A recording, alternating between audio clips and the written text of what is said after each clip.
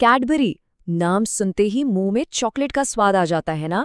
आज हम इसी कैडबरी की 200 साल पुरानी कमाल की कहानी में उतरने वाले हैं। जानेंगे कि कैसे एक छोटी सी दुकान दुनिया की सबसे पसंदीदा चॉकलेट कंपनियों में से एक बन गई। तो सवाल यही उठता है, आखिर एक परिवार की दुकान ने इतना बड़ा, इतना ग्लोबल एम्पायर खड़ा कैसे कर दिया? क्या था उनका सीक्रेट? चलिए इसी सफर को थोड़ा और करीब से देखते हैं। अच्छा, इस पूरी कहानी को समझने के लिए हम इसे 5 हिस्सों में देखेंगे। पहले बात करेंगे इसकी शुरुआत की, जो सिद्धांतों पे बनी थी। फिर देखेंगे बॉर्नविल का वो अनोखा विजन। इसके बाद समझेंगे कि ये एक ग्लोबल ब्रांड कैसे बनी। फिर बात होगी आज के मॉडर्न चॉकलेट जायंट की, और आखिर में इस पूरी विरासत से हम क्या सीख सकते हैं उस पर भी नजर डालेंगे। चलिए शुरू करते हैं पहले पड़ाव से। कहानी की शुरुआत होती है कुछ बहुत ही मजबूत सिद्धांतों और कुछ कह सकते हैं शानदार आइडियाज से, जिन्होंने कैडबरी की नींव रखी।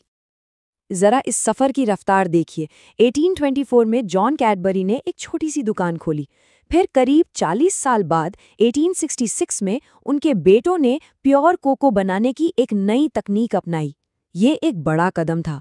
और फिर 1905 में आया असली game changer, dairy milk bar. इसने तो सब कुछ ही बदल कर रख दिया। और आगे चलकर 1969 में श्वेप्स के साथ मर्जर ने कंपनी को और भी बड़ा बना दिया। अब कहानी के एक ऐसे हिस्से पर आते हैं जो कैडबरी को बाकियों से बहुत अलग बनाता है। ये सिर्फ चॉकलेट बनाने की कहानी नहीं है, ये है एक अंतरात्मा के साथ बिजनेस करने की कहानी। तो 1878 में कैडबरी में कुछ ऐसा किया जिसके बारे में उस जमाने में कोई सोच भी नहीं सकता था। उन्होंने बनाया बॉर्नविल, मतलब एक फैक्ट्री इन अ गार्डन। जरा सोचिए, वो दौर जब फैक्ट्रियों का मतलब होता था धुआं, गंदगी और खराब हालात। उस वक्त कैडबरी अपने कर्मचारियों को बेहतर घर, अच्छी सुविधाएं और एक साफ सुथरा माहौल दे रही थी। ये सिर्फ एक बिजनेस मूव नहीं था, ये एक पूरा का पूरा विजन था। ठीक है, तो एक अच्छी सिद्धांतों वाली कंपनी तो बन गई थी, लेकिन सवाल ये था कि इसे एक ग्लोबल ब्रांड कैसे बनाया जाए। अब देखते हैं कि वो कौन से रणनीतिक फैसले थे जिन्होंने कैडबरी को दुनिया के कोने कोने में हर घर का हिस्सा बना दिया। और यहीं पर आया वो आइकॉनिक स्लोगन, 1.5 ग्लास दूध। ये सिर्फ एक मार्केटिंग लाइन नहीं थी, ये तो सीधा सीधा क्वालिटी और रिचनेस का एक वादा था, जिसने लोगों का इस ब्रांड पर भरोसा बना दिया। और पता है, इस भरोसे का सीधा कनेक्शन उनकी बिजनेस स्ट्रैटेजी से था। चॉकलेट असल में एक इम्पल्स बाय प्रोडक्ट है, मतलब ऐसी चीज जिसे हम अक्सर दुकान पर देखकर बिना ज्यादा सोचे समझे खरीद लेते हैं। कैडबरी ने इस साइकोलॉजी को बखूबी समझा और इसमें महारत हासिल कर ली, और नतीजा, उनकी सेल्स आसमान छूने लगी। और उनका ये फॉर्मूला जबरदस्त काम कर गया।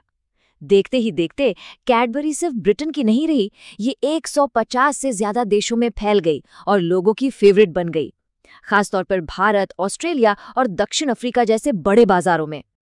चलिए अब कहानी को आज के दौर में लेकर आते हैं, और अब बात करते हैं नंबर्स की, यानी कैडबरी और उसकी पेरेंट कंपनी के विशाल फाइनेंशियल स्केल की।